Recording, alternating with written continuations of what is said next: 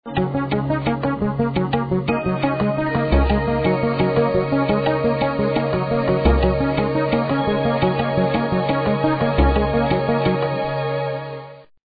sermon title today is Like a Little Child, and I had us read from probably one of the most profound prophecies in the entire Bible, from Isaiah chapter 9 and verse 6, because it shows the importance of a child.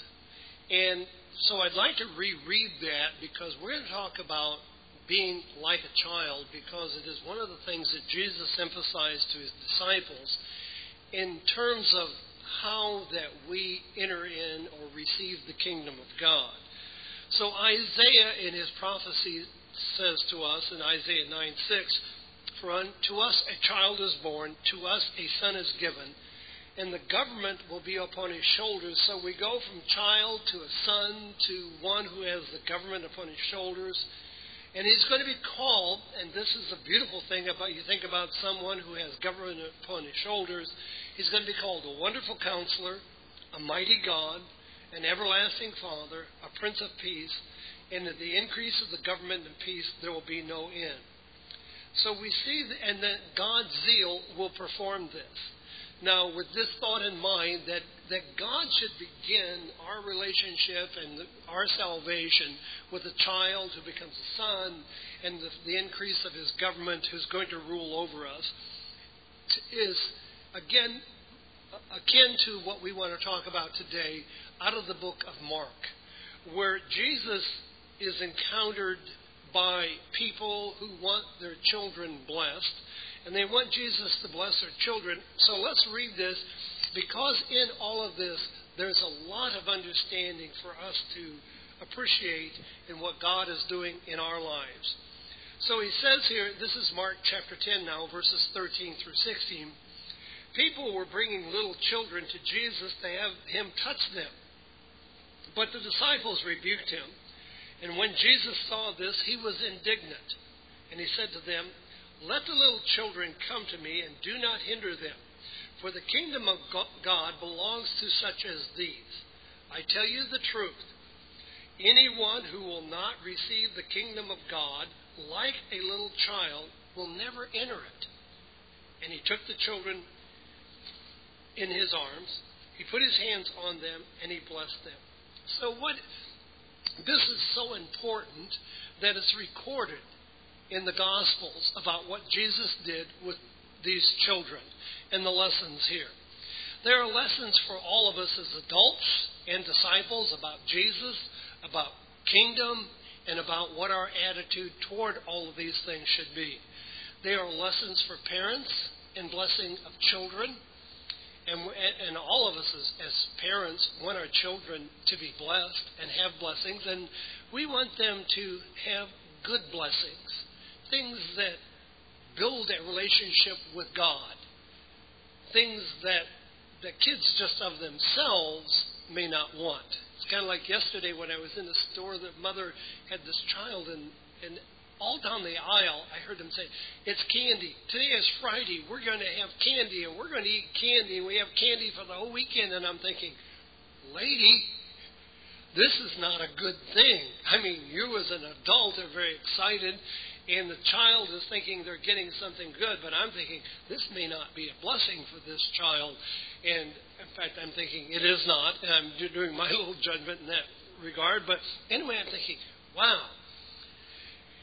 But getting back to the point here, when we think about, Jesus says, unless we become like little children, we have to recognize that we're never too old or we're never too smart to be childlike. Like we've got it all together. So what we see here in verse 13 of Mark chapter 10 is that an openness and an inviting demeanor for people to have the nerve to approach Jesus. Now, when we think about the child that is born unto us, the government will be upon his shoulders, that he's a wonderful counselor, he's a Prince of Peace. This is this child and what he grew up into.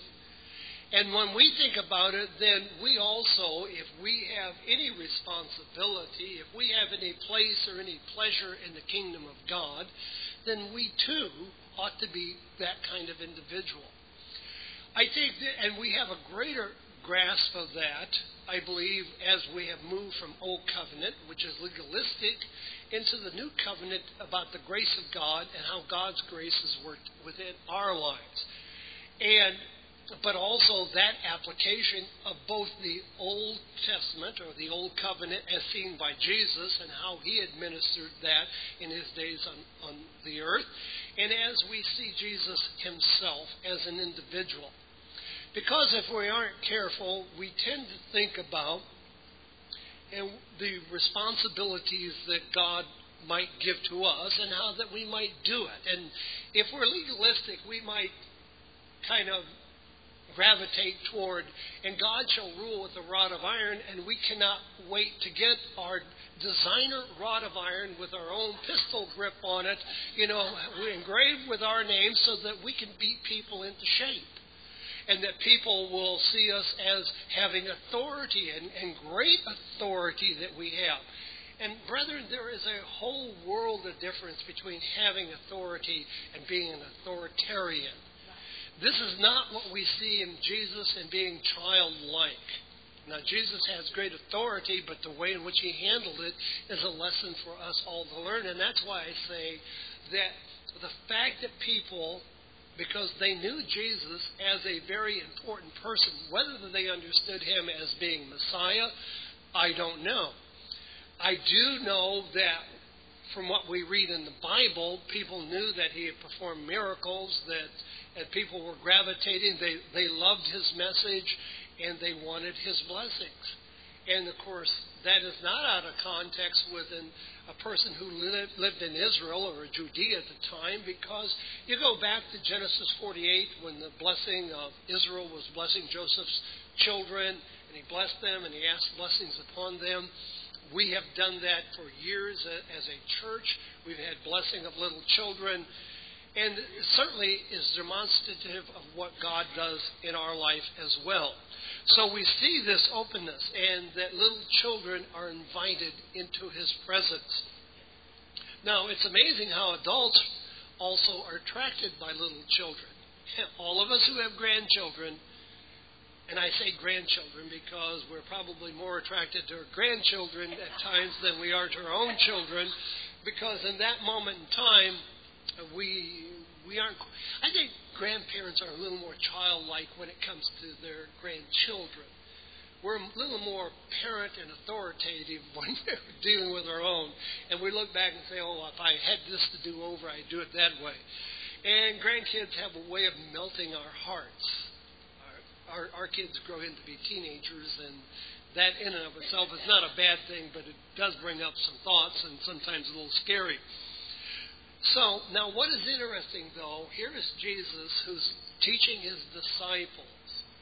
And there's quite a lesson, I think, here, because what were the disciples doing when the parents brought the children to Jesus? They were rebuking.